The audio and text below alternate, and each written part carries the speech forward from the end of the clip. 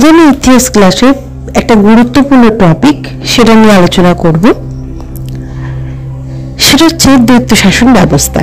ঠিক আছে, আগেই বলে দিই, ইতিহাস কিন্তু গল্পের মতন পড়তে হয়, তবে কিন্তু টপিকটা যদি তোমাদের মাথায় থাকে তাহলে খুব সহজভাবে কিন্তু তোমরা বিস্তারিত যে কোনো কোশ্চেনে আসুক না কেন তোমরা অ্যান্সার দিতে পারবে। আর অবশ্যই সালগুলো কিন্তু নোট ডাউন করে নেবে, ঠিক আছে, তাতে কিন্তু তোমাদের সুবিধা হবে। চলো, দ্বৈত শাসন প্রবর্তনে কোম্পানি বাংলা, বিহার এবং উড়িষ্যার দেওয়ানি লাভ করে কত খ্রিস্টাব্দে? 1765 খ্রিস্টাব্দে। 1764 থেকে 1765 খ্রিস্টাব্দে যেখানে 1,13,00,000 টাকা রাজস্ব হিসাবে আদায় হয়েছিল, 1765 থেকে 1766 খ্রিস্টাব্দে পর্যন্ত তা দাঁড়ায় 2,20,00,000 টাকায়। কোম্পানির একচেটিয়া বাণিজ্য দেশীয় বাণিজ্য, বণিক ও শিল্পকে ধ্বংসের দিকে ঠেলে দিয়েছিল।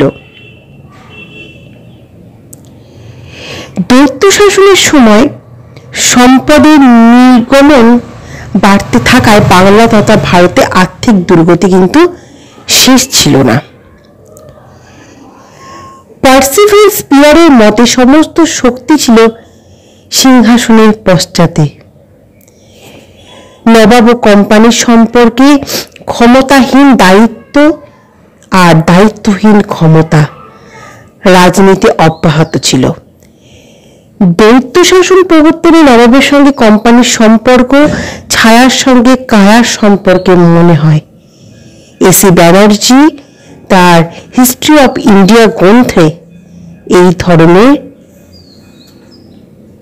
শাসন নীতিকে মুখোশধারী ব্যবস্থা বলেছেন। ডক্টর নন্দলাল চ্যাটার্জির মধ্যে বাংলার নবাব নিজামউদ্দৌলা কোম্পানির বেতনভোগী কর্মচারী ও কলকাতার কাউন্সিল অফিসে রাবার স্ট্যাম্পে পরিণত হয়েছিল। মুঘল সম্রাটের অধীনে একটি গুরুত্বপূর্ণ শোভা হওয়া সত্ত্বেও বাংলার প্রকৃত শাসক কোম্পানির প্রসার নায়ক দেওয়ানকে নিজের নিয়ন্ত্রণে রাখার কোনো ক্ষমতা তাদের কিন্তু ছিল না। ঐতিহাসিক ডক্টর আব্দুল মজিদ খাঁ দ্বৈত শাসন ব্যবস্থাকে ইন্দো মুঘল শাসন ব্যবস্থা বলেও কিন্তু মন্তব্য করেছেন। বাংলার হতভাগ্য নবাবে সদিচ্ছা থাকা সত্ত্বেও কোম্পানি সাঁড়াশি আক্রমণে পৃষ্ঠ হয়েছিল। ক্লাইভের পরবর্তী বাংলা গভর্নর লর্ড ভেরেলেস্ট 1766 সাল থেকে 1769 খ্রিস্টাব্দে দ্বৈত শাসন এক ভয়াবহ দুর্নীতি এবং কুফল বন্ধ করতে বাংলার প্রতিটি জেলায় একজন করে সুপারভাইজার বা পর্যবেক্ষক নিয়োগ করে 1769 খ্রিস্টাব্দে।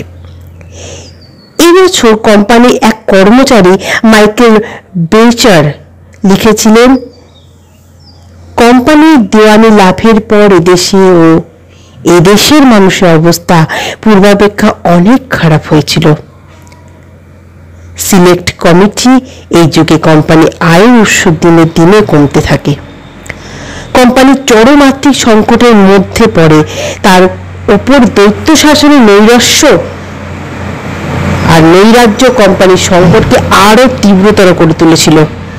এই আর্থিক ও রাজনৈতিক সংকট থেকে পরিত্রাণের জন্যই কোম্পানির স্বার্থে গঠিত হয় সিলেক্ট কমিটি। কমিটির তদন্তে কোম্পানির কর্মচারীদের ব্যাপক দুর্নীতি ও কারচুপি প্রকাশ পায়। ওয়ারেন হেস্টিং 1772 থেকে 1787 খ্রিস্টাব্দ পর্যন্ত পরবর্তী গভর্নর হয়ে এলেন। সিলেক্ট কমিটির রিপোর্টের ভিত্তিতে দ্বৈত শাসন অবসান ঘটান। দুর্নীতিগ্রস্ত নায়েব দেওয়ান রেজা খাঁ ও সীতাব রায়কে পদচ্যুত করার পাশাপাশি বহু অত্যাচারী কর্মচারীকে বিতাড়িত করেন। ব্রিটিশ পার্লামেন্টে রেগুলেটিং অ্যাক্ট 1773 সালে পাশ হলে কোম্পানি কার্যকলাপ নিয়ন্ত্রণ হয় এবং কোম্পানির প্রথম গভর্নরে ভারতীয় সর্বপ্রথম কেন্দ্রীয় শাসনের সূচনা হয়। 1765 খ্রিস্টাব্দে ক্লাইভের দৈত্য শাসন প্রবর্তন করেন বাংলার নবাব নিজাম উদ্দৌলা এক চুক্তির দ্বারা 20 ফেব্রুয়ারি 1765 খ্রিস্টাব্দে বাংলার প্রশাসনিক এবং সামরিক ক্ষমতা কোম্পানির হাতে তুলে দেন। ডক্টর নন্দলাল চ্যাটার্জির মতে এইভাবে বাংলার নবাব কোম্পানির হাতে পুতুলে পরিণত হন আর কোম্পানি প্রকৃত ক্ষমতা অধিকারী হয়ে ওঠে। দৈত্য শাসনের দুটি রূপ আছে, কোম্পানি প্রকৃত ক্ষমতা অধিকারী আর নবাবের নামমাত্র শাসক। কোম্পানির হাতে সামরিক এবং অর্থনৈতিক দায় দায়িত্ব আর নবাবের হাতে ছিল রাজনৈতিক ও প্রশাসনিক দায় দায়িত্ব। একই কাঠামোর মধ্যে দুই ধরনের শাসনের অস্তিত্ব ছিল বলেই একে দৈত্য শাসন বলা হতো। ফলাফল, দৈত্য শাসন প্রবর্তনের পরে কোম্পানি বাংলা, বিহার এবং ওড়িশা দেওয়ানি লাভ করে 1765 খ্রিস্টাব্দে, আর 1764 থেকে 65 খ্রিস্টাব্দে যেখানে 1,13,00,000 রাজস্ব আদায় হতো তা বেড়ে দ্বিগুণ দাঁড়ায়। এছাড়া কোম্পানি একচেটিয়া দেশীয় বাণিজ্যকে একেবারে ধ্বংস করে দিয়েছিল। ফলে সমস্ত দিক থেকে বাংলার দুর্গতি, মানুষের যে দুর্গতি হয় তার কিন্তু শেষ ছিল না। মানে এই দৈত্য শাসনের ফলে বাংলার বণিক বাণিজ্য সমস্ত কিছু ধ্বংস হয়ে গেছিল। দৈত্য শাসনের কুফল মাত্রা ছাড়াই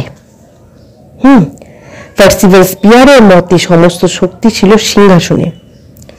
এই দৈত্য শাসন ব্যবস্থা কোম্পানি প্রকৃত ক্ষমতা অধিকারী হয়ে কোনো দায়িত্ব পালন করেনি। এই কারণে বাংলা 1 থেকে 3 ভাগ মানুষ 76 মন্বন্তরের সময় 1770 খ্রিস্টাব্দ থেকে বাংলায় 1176 অব্দে মারা গিয়েছিল। তৎকালীন বাংলার গভর্নর লর্ড কার্টিয়ার দুর্ভিক্ষপীড়িত মানুষের জন্য কিছুই করেননি। ক্লাইভ নিজেই স্বীকার করেছিলেন দৈত্য শাসন এমন দুর্নীতি, ঘুষ, অরাজকতা, উৎপীড়ন চালিয়েছিল যে একমাত্র বাংলা ছাড়া পৃথিবীর অন্য কোনো দেশে ঘটেনি। অর্থাৎ ঐতিহাসিক জনকে দৈত্য শাসন বিশৃঙ্খলার শাসনকে আরো বিশৃঙ্খল, দুর্নীতিগ্রস্ত শাসনকে আরো দুর্নীতি সহ ভরিয়ে তুলেছিল, যা 1772 খ্রিস্টাব্দে ওয়ারেন হেস্টিং গভর্নর হয়ে দেশে আসেন এবং দৈত্য শাসনে কিন্তু অবসান ঘটান।